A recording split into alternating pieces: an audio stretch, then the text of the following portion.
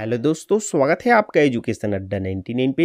दोस्तों यहाँ पर छत्तीसगढ़ में पुलिस आरक्षक यहाँ पर पुलिस कांस्टेबल भर्ती के लिए ऑनलाइन आवेदन फॉर्म आज से 1/1/2024 से यहाँ पर प्रारंभ कर दिया गया है। तो इसका ऑनलाइन फॉर्म दोस्तों आप कैसे भर पाएंगे, पूरा स्टेप बाय स्टेप प्रोसेस, आपको रजिस्ट्रेशन से लेकर प्रिंट तक का प्रोसेस इस वीडियो में हम आपको बताने वाले हैं। तो वीडियो को ध्यान से देखिएगा, एक एक चीज की जानकारी हम आपको बड़ी ही बारीकी से देंगे ताकि आपसे किसी भी प्रकार से गलती ना हो। तो दोस्तों कुल इसमें यहाँ पर 5,967 पोस्ट है, जिसके लिए यहाँ पर 5वीं 8वीं और 10वीं पास युवा इसके लिए ऑनलाइन फॉर्म भर सकते हैं। तो चलिए ऑनलाइन फॉर्म कैसे बनना है बड़ी ही बारीकी से आपको बताते हैं। वीडियो को ध्यान से देखिएगा और पूरा देखिएगा और इसी प्रकार से अपना फॉर्म फिल कीजिएगा। तो चलिए हम आज का अपना ये वीडियो स्टार्ट करते हैं।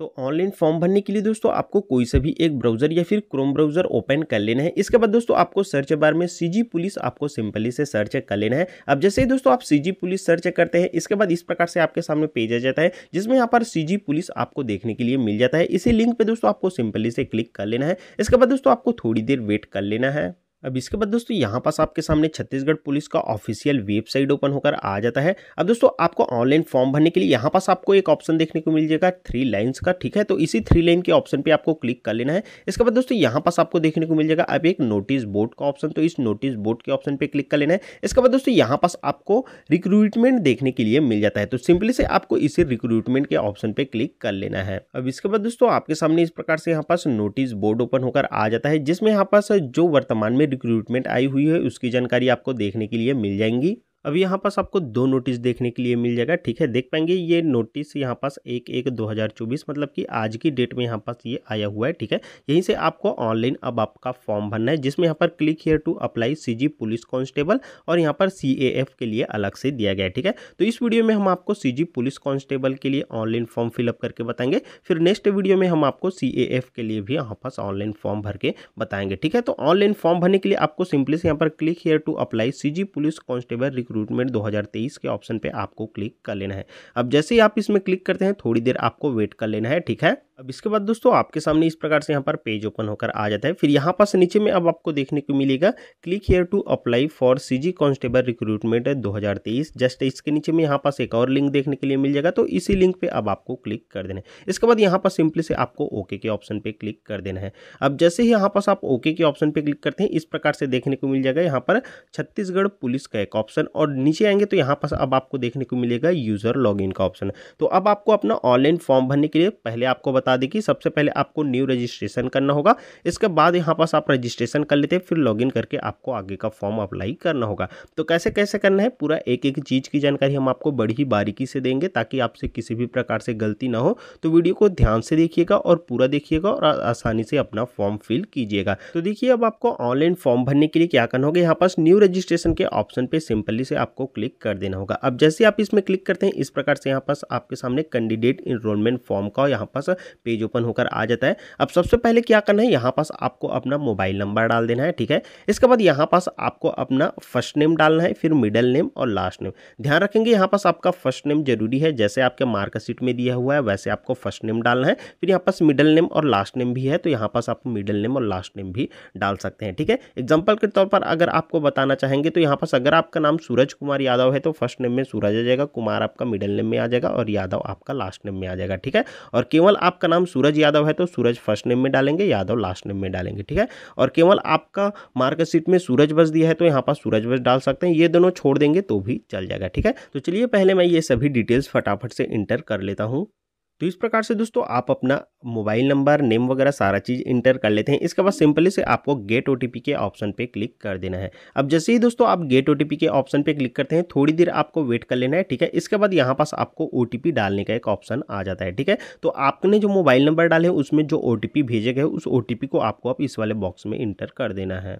तो कुछ इस प्रकार से दोस्तों आप ये OTP भी इंटर कर लेते हैं। इसके बाद सिंपली से आपको अब सबमिट के ऑप्शन पे क्लिक कर देना है। अब जैसे ही दोस्तों यहाँ पास आप सबमिट के ऑप्शन पे क्लिक करते हैं, यहाँ पास आपको देखने को मिलेगा क्रिएट पासवर्ड का एक ऑप्शन आ जाता है, ठीक है। तो यहाँ से अब आपको अपना एक पासवर्ड क्रिएट करना होगा। पासवर्ड कैसे क्रिएट करना है एग्जाम्पल आपको यहाँ पर स्क्रीन पे शो हो रहा होगा, ठीक है। इसी प्रकार से आप अपना एक पासवर्ड क्रिएट कर लीजिएगा। अब पासवर्ड यहाँ पास क्रिएट करेंगे तो दोनों में सेम पासवर्ड आपको डालना है, ठीक है। अब डाल लेने के बाद यहाँ पास अब आपको अपना बेसिक इन्फॉर्मेशन भरना होगा।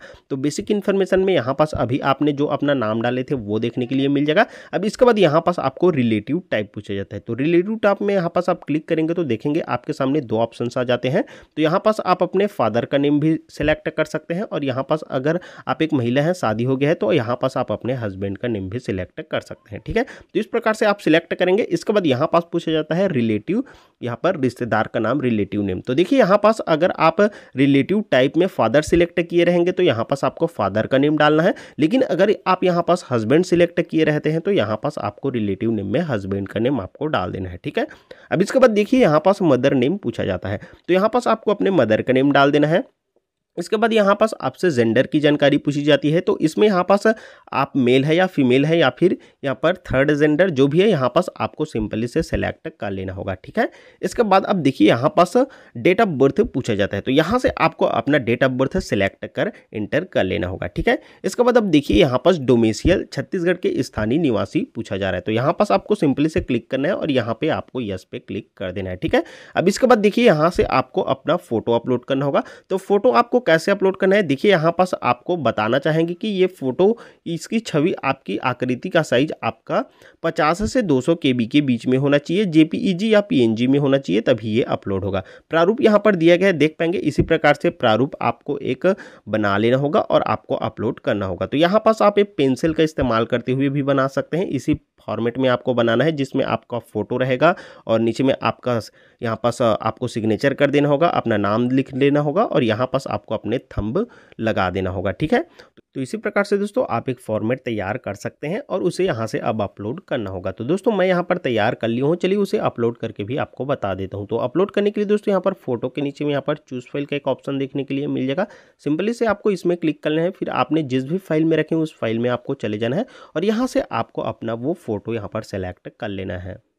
तो इस प्रकार से दोस्तों आप ये फोटो सेलेक्ट कर लेते हैं, फिर आपको सिंपली से यहाँ पास अपलोड का एक ऑप्शन देखने के लिए मिल जाएगा। इसी अपलोड के ऑप्शन पे आपको क्लिक कर देना है। अब जैसे ही दोस्तों आप अपलोड के ऑप्शन पे क्लिक करेंगे, देखेंगे आप नीचे आएंगे तो यहाँ पास आपने जो अपलोड किया अपना फोटो वो इस प्रकार से देखने के लिए मिल जाएगा, जिसमें इसी प्रकार से देखेंगे फॉर्मेट हमने तैयार किया है। यहाँ पास आपका फोटो रहेगा, फिर सिग्नेचर, फिर यहाँ पास आप अपना नेम लिख देंगे, फिर यहाँ पास आपका थंब इम्प्रेशन रहेगा। ठीक है, तो इस प्रकार से आप इसे अपलोड कर लेते हैं। इसके बाद आपको सिंपली से अब नीचे आ जाना है। अब इसके बाद दोस्तों यहाँ से आपको अपनी अदर इन्फॉर्मेशन, अन्य जानकारी देनी होगी, जिसमें दोस्तों सबसे पहले यहाँ से आपको अपना नेशनैलिटी सिलेक्ट करना होगा। तो इसमें दोस्तों आप यहाँ से इंडियन सेलेक्ट कर सकते हैं।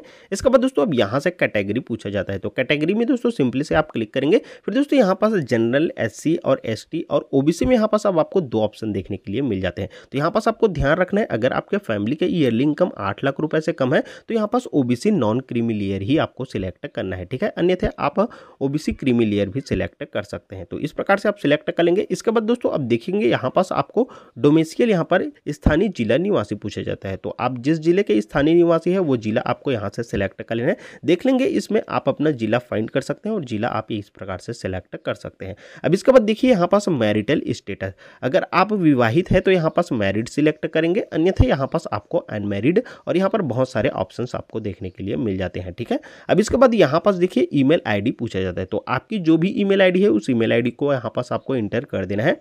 अब इसके बाद देखिए यहाँ पास आइडेंटिफिकेशन मार्क पूछा जाता है। तो अगर आपके फेस में या फिर कहीं पास आपके हाथ वगैरह में अगर कोई आइडेंटिफिकेशन मार्क है तो यहाँ पास आप उसे एंटर कर सकते हैं, अन्यथा आप यहाँ पास नो मार्क की एंट्री भी कर सकते हैं अगर आपके में किसी भी प्रकार से यहाँ पास कोई भी यहाँ पास आइडेंटिफिकेशन मार्क नहीं है। तो ठीक है, इस स्थिति में आप यहाँ पास नो मार्क एंटर कर सकते हैं। अब इसके बाद देखेंगे यहाँ पास फोटो आइडेंटिफिकेशन नंबर पूछा जाता है। तो यहाँ पास आप फोटो आइडेंटिफिकेशन नंबर, जिस ID में आपका फोटो रहता है उस प्रकार से आप किसी भी ID का नंबर यहाँ पास दे सकते हैं, लेकिन यहाँ पास आप अपने आधार नंबर दे सकते हैं। अब इसके बाद देखिए यहाँ पास आपका प्रेजेंट एड्रेस की जानकारी पूछी जाती है। तो आपके वर्तमान पता की जानकारी देनी है, जिसमें सबसे पहले यहाँ पास आपको अपना हाउस नंबर डाल देना है, फिर यहाँ से आपको अपने स्ट्रीट, गली या मोहल्ले का नेम डाल देना है। इसके बाद यहाँ पास आपको अपने विलेज, अपने गाँव या फिर शहर का नेम डाल देना है। इसके बाद यहाँ पास स्टेट, तो आप जिस भी स्टेट से आते हैं, जैसे यहाँ पास आपको अपना स्टेट देख लेना होगा और यहाँ से आपको अपना स्टेट सिलेक्ट कर लेना होगा। ठीक है, अब इसके बाद देखिए यहाँ पास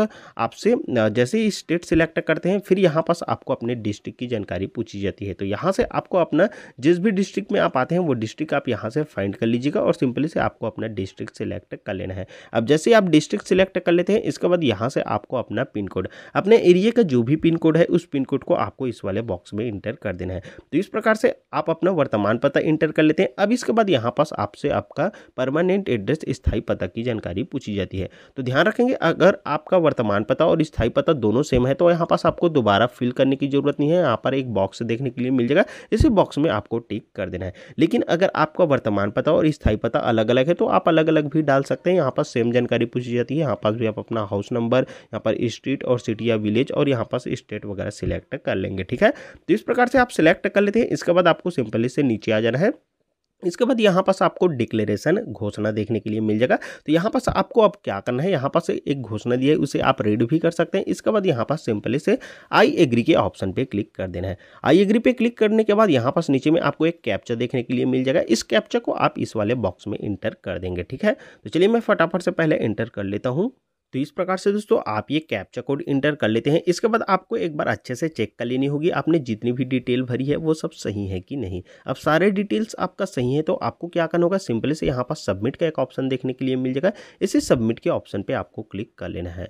सबमिट पे क्लिक करते ही दोस्तों आपके सामने इस प्रकार से यहाँ पर पेज ओपन होकर आ जाता है। ठीक है, अब यहाँ से आपको अप्लाई करना होगा, जिसमें यहाँ पास application form for constable recruitment, यहाँ पर आरक्षक संवर्ग भर्ती 2023 आपको देखने के लिए मिल जाएगी। अब नीचे आएंगे तो यहाँ पास आपको कुछ इंपॉर्टेंट इंस्ट्रक्शन दिए गए हैं, इसे आप रीड कर सकते हैं। ठीक है, अब इसके बाद आपको नीचे आ जाना है। नीचे आएंगे तो यहाँ पास आपको देखने को मिलेगा, मैं प्रमाणित करता हूँ या करती हूँ कि मैं छत्तीसगढ़ राज्य का यहाँ पर मूल निवासी हूँ तथा तत्संबंधी प्रमाण पत्र में दस्तावेजों की जांच परीक्षण के समय प्रस्तुत करूंगा या फिर करूंगी। ठीक है, अब नीचे यहाँ पास आपको देखने के लिए मिलेगा सिलेक्ट डिस्ट्रिक्ट या यूनिट। तो यहाँ से आपको अब जिला या फिर इकाई चुनना है जिसके लिए आप अप्लाई करना चाहते हैं। तो यहाँ पास सभी डिस्ट्रिक्ट यहाँ पास आ जाते हैं। तो आप जिस भी डिस्ट्रिक्ट के लिए अप्लाई करना चाहते हैं वो आप यहाँ से सेलेक्ट कर लेंगे और यहाँ पास आप सेलेक्ट करेंगे। इससे पहले आपको अच्छे से यहाँ पर कौन से जिले में कितने पद है, कौन कौन से पद है, इसकी जानकारी आप अच्छे से देख सकते हैं।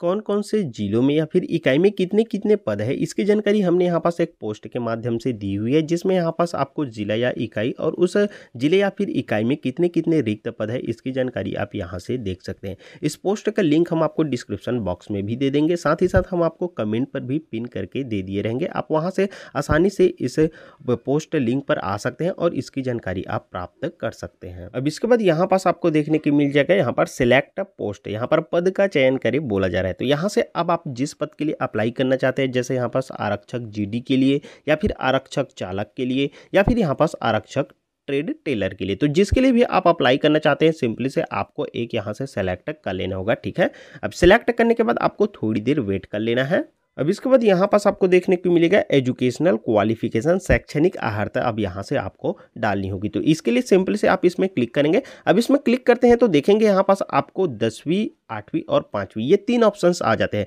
तो कौन कौन यहाँ पर 10वीं सिलेक्ट करेंगे, कौन यहाँ पर 8वीं सिलेक्ट करेंगे और कौन कैंडिडेट यहाँ पर 5वीं सिलेक्ट करेंगे। तो यहाँ पास आपको बहुत ही बारीकी से समझना है, यहाँ पास आपको गलती नहीं करनी है। ठीक है, तो चलिए हम आपको इसके शैक्षणिक योग्यता के माध्यम से समझाते हैं। तो देखिए इसके कंप्लीट नोटिफिकेशन में शैक्षणिक अर्हता की जानकारी दी गई है। चलिए इसी के माध्यम से आपको कौन सा क्लास सेलेक्ट करना है ये हम बताते हैं। तो देखिए यहाँ पास स्पष्ट रूप से लिखा गया है कि 10+2 प्रणाली के अंतर्गत 10वीं कक्षा अथवा हायर सेकेंडरी अथवा समकक्ष परीक्षा छत्तीसगढ़ या फिर मध्य प्रदेश राज्य स्थित विद्यालय या फिर महाविद्यालय से उत्तीर्ण होना चाहिए। तो यहाँ पर छत्तीसगढ़ या फिर मध्य प्रदेश राज्य से स्थित कोई भी विद्यालय या फिर महाविद्यालय से उत्तीर्ण होना चाहिए। ठीक है, अब यहाँ पास आप देखेंगे केवल अनुसूचित जनजाति के लिए उम्मीदवार 8वीं उत्तीर्ण पात्र होंगे। तो यहाँ पास अगर आप अनुसूचित जनजाति से आते हैं तो ऐसी स्थिति में यहाँ पास 8वीं पास उत्तीर्ण, यहाँ पास 8वीं उत्तीर्ण है वो यहाँ पास पात्र होंगे। तो यहाँ पास अनुसूचित जनजाति वर्ग 8वीं पास सेलेक्ट कर सकते हैं। ठीक है, इसके बाद यहाँ पास नक्सल प्रभावित क्षेत्रों में नक्सल पीड़ित परिवार तथा राहत शिविरों में निवासरत परिवार से संबंधित सभी श्रेणियां यहाँ पास 5वीं कक्षा उत्तीर्ण पात्र होंगे। तो यहाँ पास नक्सल प्रभावित क्षेत्रों में जो नक्सल पीड़ित परिवार है तथा यहाँ पर राहत शिविरों में जो निवासरत परिवार है ऐसे कैंडिडेट यहाँ पास कक्षा 5वीं भी पात्र होंगे। तो ठीक है, तो ऐसे अभ्यर्थी यहाँ पास कक्षा 5वीं सिलेक्ट कर सकते हैं और यहाँ पर अनुसूचित जनजाति के उम्मीदवार यहाँ पास 8वीं सिलेक्ट कर सकते हैं और अन्य कैंडिडेट यहाँ पास आपको 10th क्लास सेलेक्ट करना होगा। ठीक है, तो यहाँ पास आपको समझ में आ गया कौन से कैंडिडेट 5वीं, कौन से 8वीं और कौन से 10वीं सिलेक्ट करेंगे। तो चलिए मैं यहाँ से अपना एजुकेशन क्वालिफिकेशन सेलेक्ट कर लेता हूँ। तो यहाँ पास मैं न तो यहाँ पास अनुसूचित जनजाति वर्ग से आता हूँ और न ही मैं किसी नक्सल प्रभावित क्षेत्र से हूँ। तो मैं यहाँ पर सिंपली से यहाँ पर 10वीं सेलेक्ट कर लूँगा, ठीक है। अब इसके बाद देखिए यहाँ पास अदर एजुकेशनल क्वालिफिकेशन, अन्य शैक्षणिक योग्यता पूछा जाता है। तो हालांकि इसे डालना जरूरी नहीं है, अगर आप चाहेंगे तो अपने 12वीं की भी जानकारी डाल सकते हैं, ठीक है। अब इसके बाद देखिए यहाँ पास पूछा जाता है क्या आप बोनस अंक संबंधित पात्रता रखते हैं। तो इसके कंप्लीट नोटिफिकेशन में इसकी जानकारी दी गई है, आप देख सकते हैं, ठीक है। अगर आप बोनस के लिए पात्रता रखते हैं तो आप यहाँ पास हाँ सिलेक्ट करेंगे, अन्यथा नहीं सिलेक्ट करेंगे, ठीक है। इसके बाद यहाँ पास देखिए क्या आप उच्चतर आयु सीमा में छूट की पात्रता रखते हैं। तो अगर आप छूट की पात्रता रखते हैं तो यहाँ पास यस सिलेक्ट करेंगे, अन्यथा नहीं सिलेक्ट करेंगे। इसके बाद यहाँ पास क्या आप भूतपूर्व सैनिक है। तो यहाँ पास अगर आप भूतपूर्व सैनिक होंगे तो यस सिलेक्ट करेंगे, अन्यथा नो सिलेक्ट करेंगे, ठीक है। इसके बाद यहाँ पास क्या आप नगर सैनिक है। तो इस स्थिति में आप यस सिलेक्ट करेंगे, अन्यथा नो ही सिलेक्ट करेंगे, ठीक है। इसके बाद यहाँ पास क्या आप सहायक आरक्षक है। तो अगर आप सहायक आरक्षक होंगे तो यस सिलेक्ट करेंगे, अन्यथा नो ही सिलेक्ट कर देना है, ठीक है। इसके बाद यहाँ पास पूछा जाता है क्या आपके विरुद्ध कोई दंडिक प्रकरण किसी पुलिस थाने में यहाँ पर निराकृत हो चुका है। तो ऐसी स्थिति में यहाँ पास आपको यस सिलेक्ट करना है, अन्यथा यहाँ पास भी आपको नो ही सिलेक्ट कर देना है, ठीक है। अब इसके बाद देखिए यहाँ पास रोजगार कार्यालय का पंजीयन यदि हो तो यहाँ पास अगर आप रोजगार पंजीयन में यहाँ पर रोजगार कार्यालय में पंजीयन करा लिए हैं तो आपका जीवित पंजीयन है। तो ऐसी स्थिति में यहाँ पास आपको अपने रोजगार पंजीयन का क्रमांक डाल देंगे। इसके बाद रोजगार पंजीयन का दिनांक भी यहाँ पास आप डाल देंगे। ये आप अपने रोजगार पंजीयन कराए रहते हैं, उसी में यहाँ पास आपका रोजगार पंजीयन क्रमांक और रोजगार पंजीयन का दिनांक दिया रहता है, तो वो आप डाल देंगे। लेकिन यहाँ पर स्पष्ट रूप से बोला गया है कि रोजगार कार्यालय का जीवित पंजीयन यदि हो। अगर आपका रोजगार पंजीयन नहीं हुआ है तो ऐसी स्थिति में आपको घबराना नहीं है, आप इसे छोड़ भी सकते हैं। लेकिन आपका रोजगार कार्यालय में पंजीयन हो गया है तो यहाँ पर आप पंजीयन क्रमांक डालेंगे और यहाँ पर पंजीयन दिनांक डाल देंगे, ठीक है। तो इस प्रकार से दोस्तों आप अपना सभी डिटेल्स है यहाँ पास फिल कर लेते हैं। इसके बाद सिंपली से आपको यहाँ पर सबमिट के ऑप्शन पे क्लिक कर देना है, ठीक है। लेकिन सबमिट के ऑप्शन पे क्लिक करने से पहले एक बार अच्छे से आपको सभी डिटेल्स से चेक कर लेना है। सभी डिटेल्स से सही है तो आपको सिंपली से सबमिट पे क्लिक कर देना है। जैसे ही आप सबमिट पे क्लिक करेंगे यहाँ पास आपको थोड़ी देर वेट कर लेना है। फिर यहाँ पास आपको देखने को मिलेगा आपका फॉर्म का प्रीव्यू पूरा देखने के लिए मिल जाता है। आपने जितने भी यहाँ पर डिटेल्स फिल किए थे सारा डिटेल्स आपको यहाँ पास देखने के लिए मिल जाता है, ठीक है। तो इस प्रकार से आप अपना डिटेल्स एक बार अच्छे से चेक कर लेंगे। चेक करने के बाद अब यहाँ पास नीचे में आपको आई एग्री मैं सहमत हूँ का ऑप्शन देखने के लिए मिल जाएगा, तो इसी में आपको क्लिक कर लेना है। अब इसके बाद यहाँ पास आपको एक कैप्चा कोड देखने के लिए मिल जाता है। इस कैप्चा कोड को आपको इस वाले बॉक्स में इंटर कर देना है। तो इस प्रकार से दोस्तों आप ये कैप्चा कोड इंटर कर लेते हैं। इसके बाद सिंपली से अब आपको यहाँ पास सबमिट के ऑप्शन पे सिंपली से क्लिक कर लेना है। अब जैसे ही दोस्तों आप सबमिट के ऑप्शन पे क्लिक करेंगे देखेंगे यहाँ पास कृपया आवेदन जमा करने से पूर्व भरी हुई जानकारी को आपको अच्छे से चेक कर लेनी है, क्योंकि यहाँ पास आवेदन यहाँ पर सफलतापूर्वक सबमिट हो जाने के बाद यहाँ पर करेक्शन का अवसर नहीं दिया जाएगा, स्पष्ट रूप से बोला गया है, ठीक है। तो यहाँ पास आप एक बार अच्छे से चेक कर लेंगे। अगर आपका सभी डिटेल्स सही है तो आपको क्या करना है, अब सिंपली से यहाँ पास आपको ओके पे क्लिक कर लेना है। ओके पे क्लिक करेंगे इसके बाद इस प्रकार से यहाँ पास ऑप्शंस आ जाता है। अगर आप चाहेंगे तो यहाँ पास एडिट के ऑप्शन पर क्लिक करके अगर आपका डिटेल्स यहाँ पर सही नहीं है तो आप उसमें करेक्शन कर सकते हैं। लेकिन अगर आपका सभी डिटेल्स सही है तो यहाँ पास आपको यहाँ पास कंफर्म एंड सबमिट का ऑप्शन देखने के लिए मिल जाता है। इसी कंफर्म एंड सबमिट के ऑप्शन पे क्लिक कर लेना है, ठीक है।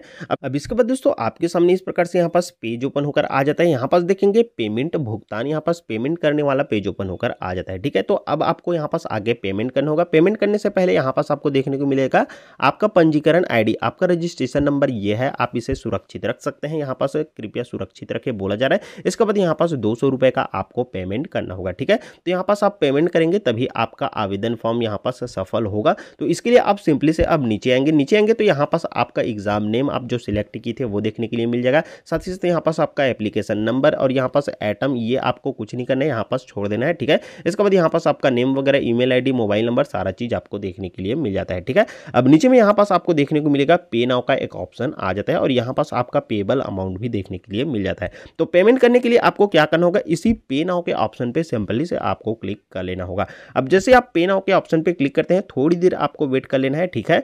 इसके बाद देखेंगे इस प्रकार से यहाँ पास पेमेंट वाला पेज ओपन होकर आ जाता है। अब पेमेंट करने के लिए यहाँ पास पेमेंट मोड आपको क्रेडिट कार्ड से भी पेमेंट कर सकते हैं, डेबिट कार्ड से भी कर सकते हैं, नेट बैंकिंग से भी कर सकते हैं और यहाँ पास यूपीआई के माध्यम से भी कर सकते हैं, ठीक है। और यहाँ पास आपका पेबल अमाउंट भी देखने के लिए मिल जाता है। तो चलिए हम यहाँ पास एक पेमेंट मेथड, जैसे हम यूपीआई से करना चाहते हैं तो यूपीआई सिलेक्ट कर लेंगे। अब इसके बाद यहाँ पास आपको क्या करना होगा, अपना यूपीआई आईडी डाल देनी होगी। अब यहाँ पास आप अपना यूपीआई आईडी डालते हैं तो ऑटोमेटिक यहाँ पास आपका नेम सर्च करके दिखा देगा। लेकिन ध्यान रखेंगे, अगर आप यूपीआई के माध्यम से पेमेंट करते हैं तो यहाँ पास आपको कुछ यहाँ पास एक्स्ट्रा चार्जेस लगते हैं, जैसे यहाँ पर प्रोसेसिंग फीस और यहाँ पर जीएसटी। तो कुल मिलाकर यहाँ पर 202 रुपये का आपको पेमेंट करना होगा। लेकिन अगर आप क्रेडिट कार्ड, डेबिट कार्ड या इंटरनेट बैंकिंग से करते हैं तो आपको कोई भी एक्स्ट्रा चार्जेस नहीं लगेगा, ठीक है। तो आप अपने सुविधा अनुसार आप जिस माध्यम से भी पेमेंट करना चाहते हैं उस माध्यम से आप पेमेंट कर लेते हैं। तो चलिए मैं फटाफट से अपना पेमेंट पहले डन कर लेता हूँ।